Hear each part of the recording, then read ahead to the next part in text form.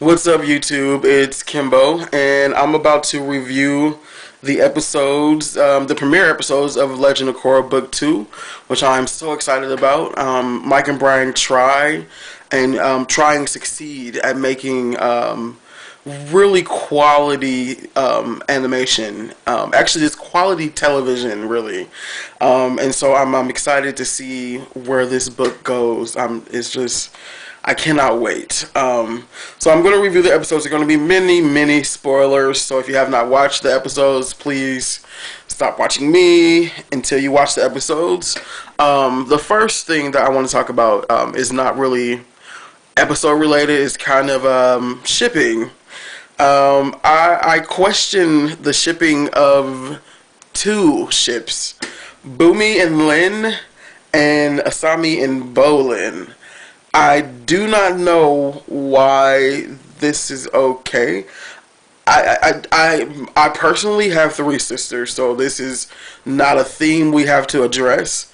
But I don't think it's okay for you to date. Like, it's not okay, right? Like, if you are watching the video, leave a comment, let me know. It's not okay for you to date your brother or sister's ex-boyfriend or girlfriend. Like, that's not something. Like, the statute of limitations is pretty much infinite. Like, there's no appeal on that. Like, there's no refiling that case. Like, your brother's ex is like, of course the Jacksons did it, so it's not okay though. It's not something like, I don't know. I feel like those ships need to go back to port, and we need to let them stay there and not ride those boats out to sea. But yeah, I just needed to get that off my mind because I don't know. I wish I had a brother so I could like have this conversation. Like, would you be mad at me if I did this with this person that you used to date? And I imagine he would, but okay. So yeah, I'm done. I'm going to talk about the episodes in order. And the first one is Rebel Spirit. The first thing that stood out to me, the first thing that made me rewind the episode, and we have DVR, so I was rewinding, which DVR is not good for me because I rewind stuff really badly. But the first time Korra wins the airbending air scooter race, and she comes out of the Avatar state, and the lighting there just blew my mind for some reason, and I rewound it like 5 times, and I was awestruck by the attention to detail that the animators that Mike and Brian work with, and it's them too, it's Mike and Brian too, but you have to have people that are that passionate with you in order to get the combination of things working. That part, I don't know why, but it just blew my mind, and the lighting is incredible throughout. The kind of it's incredible. That I rewound that. True story. I rewound it like 5 times because I was like, "Oh, that's so amazing!" And she like comes out of the Avatar state. I really like Korra's take on airbending. We need it because airbending is I believe underrated. I did another video about being excited for the premiere, and I talked about how there needs to be a subbending form of air, and it needs to be with something with sound. So I like Korra's a little more aggressive with the airbending that she does, and I think that needs to be explored with airbending because if there's a hurricane, it's not nice wind. Like, there's no nice wind when it's a hurricane or a tornado. So I think that needs to be explored. Attendance kids never fail to amaze. The voice acting is superb. I've watched a documentary, like Andrea Romano apparently knows like the exact words to say to get a perfect performance or read out of someone, and she directs those kids with amazing accuracy. Like, it's incredible how good the interaction, the conversation is with them. The animation is still breathtaking, but there are a couple points where there's like a wide shot or a side shot of a character where I can tell that it's slightly different, and it's not bad. It's just you can tell, but it's still breathtaking animation. I wish I could draw. I wish I could do anything actually besides be not famous on YouTube, but it's breathtaking to watch this show. The one thing I do really love is when we get to the South Pole and we meet Varric, and he's Asami and Bolin are sitting there talking to him, and he introduces these. Basically, it's a movie, a silent movie, and he's calling them movers. But he says a line. I think it's an incredible line. He says, I wrote it down. He says something. We tell a story.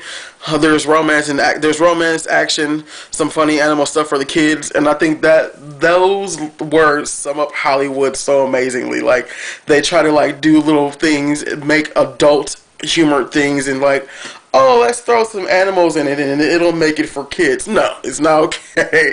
This is adult entertainment, and so I think that's a great line. Whoever wrote that is incredible. I didn't pay attention to who wrote the episode. But it's, things like that make you smile. At least that made me smile. And then the Chibi Appa and the Chibi Aang, just little things like that bring a grin to my face. Like, I don't do that when I'm watching a lot of stuff supernatural. But that's live action, and so it's there. I love it. I like Mike and Brian so much, and I love their work. And so I love those little touches that they add. And the fight scene in this with the spirit, Korra's dad got some pretty good moves. He was like ice surfing. When she went into the Avatar state, it's so good how they animate those action scenes. It's so better than most movies. I think they need to give some lessons. But that fight scene with the spirit was pretty amazing. And so that's pretty much what I loved about the first episode. I love all the new characters. I love Tenzin's siblings.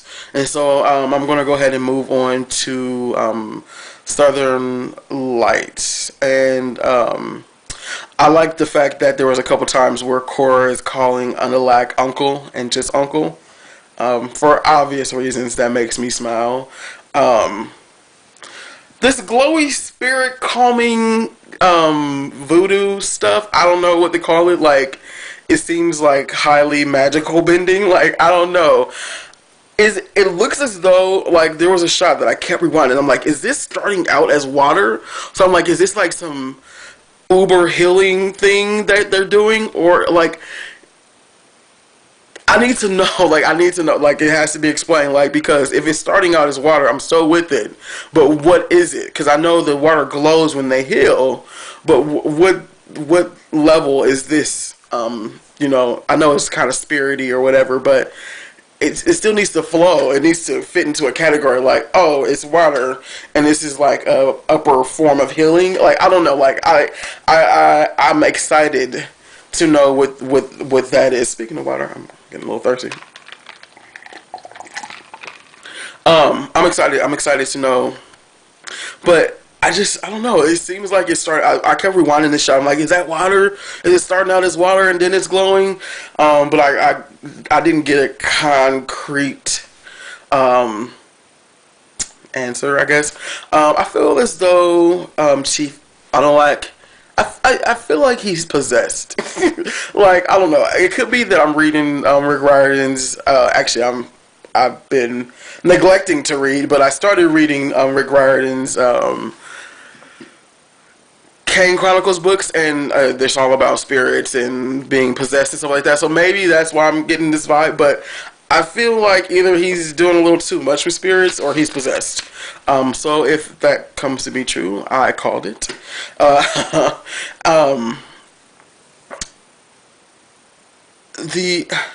didn't have much that I wanted to point out with this episode, except at the end, there's a shot where these ships are coming up and these troops are walking up onto the bay area, and I'm like, that looks vaguely familiar. It's wonderful to have good intentions.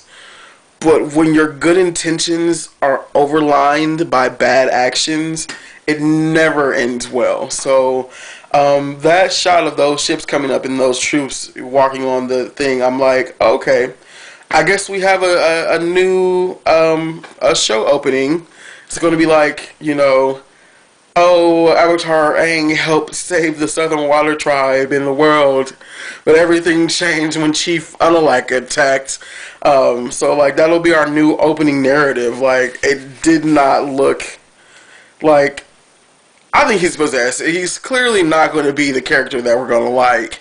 He's going to be that kind of controversial, like, oh, we need to do this for your own good, so I'm going to throw you in jail for not agreeing with me, like kind of guys. And they never really have good story arcs. At least their story arcs are good, but they never end well for those guys. Yeah, it's going to be very interesting what his take on his high and mighty is going to be. What he's going to say to be like, oh, this is why I'm doing this. It can't be just because we're out of tune with the spirits. Like that's not going to fly.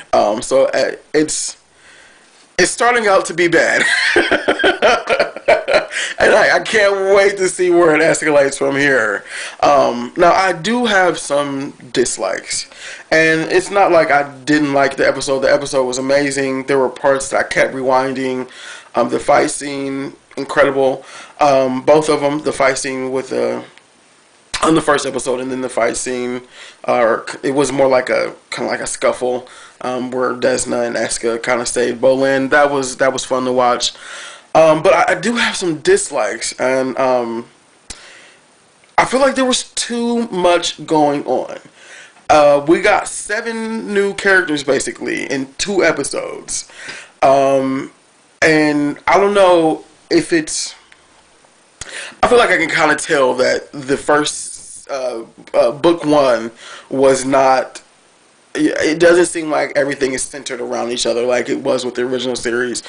So it feels like there was too much going on. And normally, Mike and Brian, when there's a lot going on, like everything is still connected, but there were a lot of disjointed things that didn't really seem like they needed to be addressed. Like the pro bending match, I love pro bending. We need to get back with it, but. That didn't go anywhere. I guess it kind of led up to Mako being a police officer, but it could have been done a different way. And then even his police officer scene, like, I don't know. It was a lot going on, and with Avatar: The Last Airbender, like there was build up, like there was things that built up to things, and it made it more interesting. But these things. Like they're not bad. It's just it seemed choppy and just kind of disjointed. And I feel as though like maybe slightly more tie-ins to the previous book, or just cut a couple things out and like give us some surprises. Like, oh, they're not pro bending anymore because Mako's a police officer, and like I don't know. Like I don't want to people to think that I didn't. I really enjoyed the episode, but though that stood out for both of them, I think for Rebel Spirit and Southern Lights, like in Avatar: The Last Airbender, there was so much build up. When something happened, you were like, "Oh my gosh!" It impacted you because you were there and you were like waiting, like what's going to happen. But when Tarnak tells his story, or how you pronounce his name, I wrote him down. Tarnak, yeah, Tonrak. When he tells his story about how he got banished, I'm like, oh, okay, I really don't care. You probably shouldn't have did that.